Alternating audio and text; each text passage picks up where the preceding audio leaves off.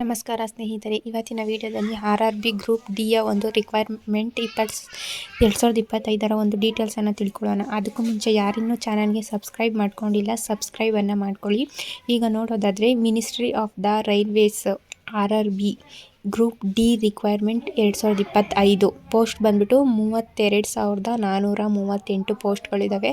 Qualification ನೋಡೋದಾದರೆ 10th pass ಆಗಿರಬೇಕು. 10th ಅಥವಾ ITI ಅಥವಾ ಡಿಪ್ಲೊಮೊ ಈ ರೀತಿ ಯಾವುದಾದ್ರೂ ಈ ರೀತಿಯ ಒಂದು ಯಾವುದೇ ಕೋರ್ಸ್ನಲ್ಲಿ ನೀವು ಪಾಸ್ಔಟ್ ಆಗಿರಬೇಕು.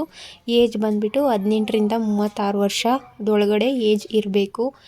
ಹಾಗೆ age relaxation is applied as per government ಒಂದು ರೂಲ್ಸ್ ಪ್ರಕಾರ ಅವ್ರಿಗೆ ಏಜ್ ರಿಲ್ಯಾಕ್ಸೇಷನ್ ಎಷ್ಟಿರುತ್ತೆ ಕೂಡ ಇರುತ್ತೆ. ಇದಕ್ಕೆ ಲಾಸ್ಟ್ ಡೇಟ್ ಬಂದ್ಬಿಟ್ಟು 22 ಫೆಬ್ರವರಿ 2025 ಇದಕ್ಕೆ ಲಾಸ್ಟ್ ಡೇಟ್ ಇರುತ್ತೆ.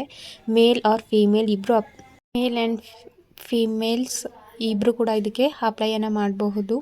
ಆ್ಯಂಡ್ ಅಪ್ಲಿಕೇಶನ್ ಫೀಸ್ ಬಂದುಬಿಟ್ಟು ಜನರಲ್ಲು OBC ಮತ್ತು EWS ಅವ್ರಿಗೆ ಬಂದುಬಿಟ್ಟು 500 ಇರುತ್ತೆ. SC/ST EWS ಅವ್ರಿಗೆ 250 RS ಅಮೌಂಟ್ ಇರುತ್ತೆ.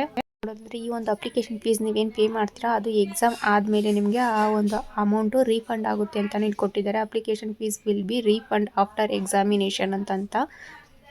ಇದಿಷ್ಟು ಇವತ್ತಿನ ಈ ವಿಡಿಯೋದ ಮಾಹಿತಿ. ಹೆಚ್ಚಿನ ಮಾಹಿತಿಗಾಗಿ ಹಾಗೂ ಹೆಚ್ಚಿನ ಒಂದು ವಿಷಯಗಳಿಗಾಗಿ ಈ ಚಾನಲನ್ನು ಸಬ್ಸ್ಕ್ರೈಬನ್ನು ಮಾಡ್ಕೊಳ್ಳಿ. ಈ ಒಂದು ವಿಡಿಯೋ ಇಷ್ಟ ಆಗಿದ್ದಲ್ಲಿ ಲೈಕ್ ಮಾಡಿ, ಸಬ್ಸ್ಕ್ರೈಬ್ ಮಾಡಿ, ಹಾಗೆ ಸಪೋರ್ಟನ್ನು ಮಾಡಿ.